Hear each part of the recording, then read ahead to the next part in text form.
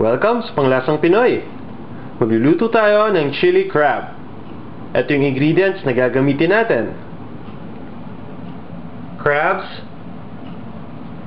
crushed red pepper, sweet chili sauce, tomato ketchup or tomato sauce, fish sauce, sesame oil, hoisin sauce, green onions or scallions,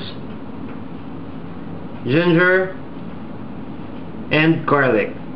Gagamit din tayo dito ng cooking oil and water. Sana natin ang paggawa ng chili crab. First step, kukuha lang tayo ng pot. Lalagyan na natin to ng cooking oil and then i-on na natin yung heat. Kapag mainit na yung cooking oil, gigisa na natin yung garlic,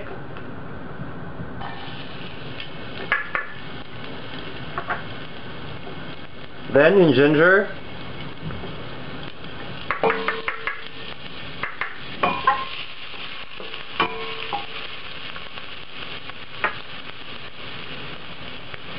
and red pepper.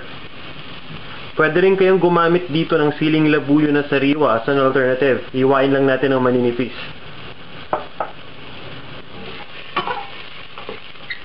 After nating magisa, ilalagay na natin yung crabs.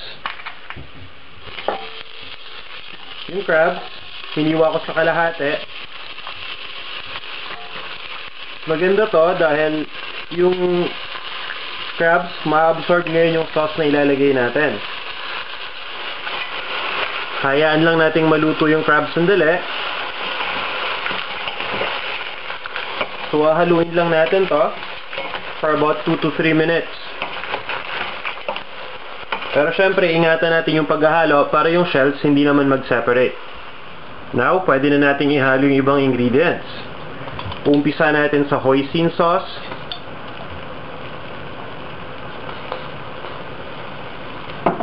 Then, yung sweet chili sauce.